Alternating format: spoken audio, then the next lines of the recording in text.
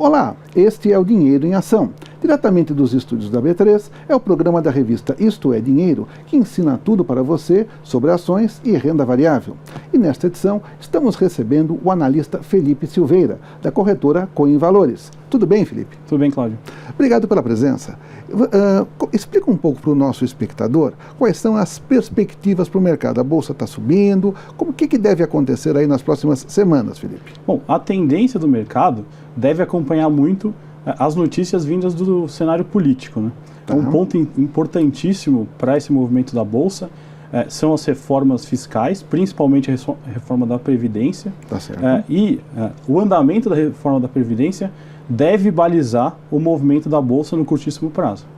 Quer dizer, o mercado está mais ou menos contando com uma aprovação da reforma da Previdência ao longo dos próximos meses. Isso.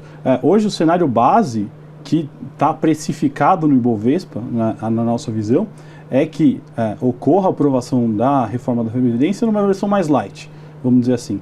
Não na versão original, claro, já teve algumas modificações, a gente espera que algumas mais possam acontecer, mas que o texto final acabe sendo aprovado. Esse é o que está traçado no cenário base hoje.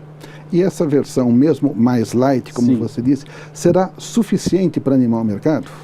Para animar o mercado para um movimento muito forte, eu acredito que não. Eu acho que, sendo aprovada a reforma, a tendência de valorização do Ibovespa num prazo curto para médio, ela se mantém. Se a reforma não for aprovada, isso deve trazer um mau humor muito grande para o mercado, e aí um risco de queda bem relevante. E se vier uma versão um pouco mais pesada, aí sim a gente tem esse cenário mais otimista. Mas uma reforma light, como eu disse, deve manter só essa tendência para o curto e médio prazo.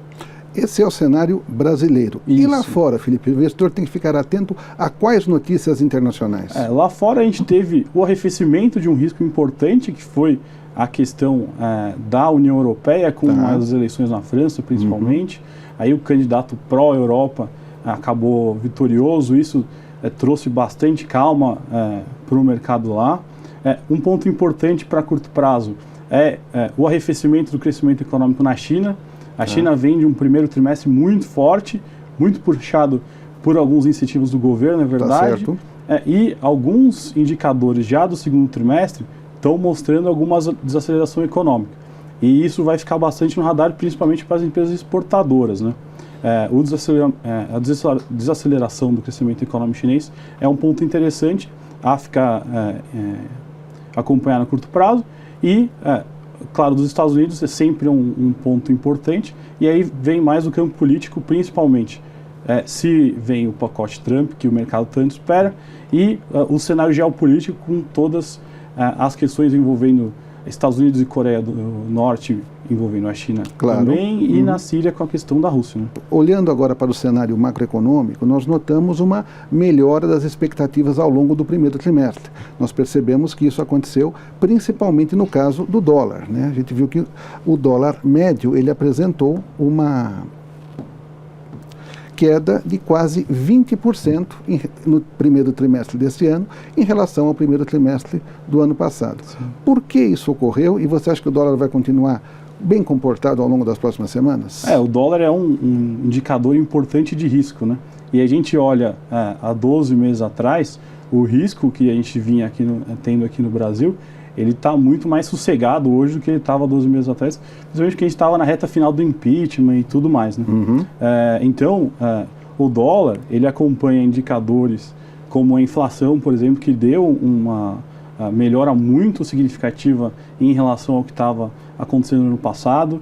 Isso tem balizado, inclusive, a perspectiva em relação à política fiscal do governo, as decisões do Copom sobre a taxa de juros. Esse é um importante balizador também para a Bolsa no curto prazo. Que o juro deve continuar caindo, né? Caindo e até talvez num patamar acima do que estava acontecendo. Que essa queda de juros se acelere, porque a inflação está arrefecendo bastante e os indicadores econômicos ainda estão patinando. A gente não está tendo uma resposta tão rápida dos indicadores econômicos, isso demora bastante para acontecer. Então, com os indicadores econômicos ainda bem fracos e a inflação num patamar bem baixo, isso abre espaço para quedas maiores dos juros, o que ajuda na Bolsa. Né?